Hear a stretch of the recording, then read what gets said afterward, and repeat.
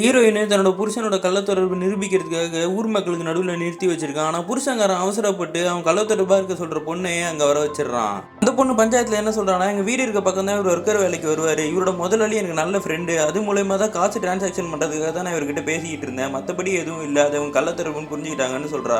ஆனா ஹீரோயின் அந்த பஞ்சாயத்துக்கு இன்னொரு ஆளையும் வர வச்சிருப்பா. அந்த பொண்ணுகிட்ட இவர் யார் தெரியுதான்னு கேட்கும்போது இவர் தெரியலன்னு சொல்லிடுறா. அவர் தான் அந்த புருஷனோட ஒரிஜினல் முதலாளி. அவருக்கு எல்லாமே முன்னாடியே தெரிஞ்சிருக்கும். அவரும் ஒரு ஃபைல் எடுத்துட்டு வர்றாரு. அந்த ஃபைல்ல இவன் யாருக்கெல்லாம் கால் பண்ணிருக்கான்னு நம்பர் இருக்கு. இப்போ இந்த லிஸ்ட்ல அதிகமா ஃபோன் பண்ண நம்பருக்கு கால் போட சொல்றாங்க. அந்த டைம்ல அந்த பொண்ணு ஒத்துக்கிறா, நான் கள்ளத்தொடர்புல தான் இருந்தேன், என்ன மன்னிச்சிருங்க. நம்ம புருஷங்காரனும் என்ன மன்னிச்சிருங்க, இனிமேல் நான் பண்ண மாட்டேன்னு சொல்லி ஒத்துக்கிட்டு இருக்கான். ஆனா இவங்க ஃபோன் பண்ணிக்கிட்டே இருக்காங்க. இந்த பொண்ணு கையில இருக்க ஃபோன் மட்டும் ரிங் அடிக்கவே மாட்டேங்குது. ஆனா அந்த ஃபோனை வந்து வேற ஒரு பொண்ணு வேற ஒரு இடத்துல இருந்து அட்டன் பண்றா. அந்த பொண்ணு தான் அந்த புருஷன் கூட கள்ளத்தொடர்புல இருந்திருப்பா. இது எல்லாத்தையுமே அந்த பொண்ணு தான் பிளான் பண்ணிட்டு இருப்பா. அந்த பொண்ணு போட்டோவை வாங்கி முதலாளி பாக்குறாரு. இந்த பொண்ணு எங்கேயோ பார்த்திருக்குமேன்னு சொல்லி ஒரு ஹோட்டலுக்கு கால் பண்ணி கேட்கும்போது இந்த பொண்ணு இந்த மாதிரி நிறைய ஆம்பளைங்க கூட இந்த ஹோட்டலுக்கு வந்து ஒரு நாள் இந்த பொண்ணு இந்த புருஷனோட கார்ல ஏறி இருப்பா. அந்த பொண்ணு காசு இல்லைன்னு சொன்ன உடனே இவன் ஹெல்ப் பண்ணியிருப்பான். அதுல இருந்து 2 பேரும் போன்ல பேசியிருப்பாங்க. ஒரு நாள் அந்த பொண்ணு இவனை வீட்டுக்கு கூப்பிட்டுருப்பா. போனப்ப அவனோட ரூம்மேட்டை வச்சு அக்கான்ற மாதிரி நடிக்க வச்சிருப்பா. அதுக்கப்புறம் குற்ற உணர்ச்சியில மாட்ட வச்சு அவங்ககிட்ட இருந்து காசு ரெகுலரா புடுங்க ஆரம்பிச்சிருப்பாங்க. போன்லயும் அதே டைம்ல மயக்கி பேசிக்கிட்டு இருப்பா. இந்த மாதிரி ஊர்ல இருக்க எல்லாருமே மயக்கி தான் போட்டோ ஷூட்லாம் பண்ணிக்கிட்டு அவங்ககிட்ட இருந்து காசையும் புடிங்கிட்டு இருந்திருப்பா. இதை கேட்டவனும் புடிச்சவங்க செம்ம டென்ஷன் ஆயிடுறான்.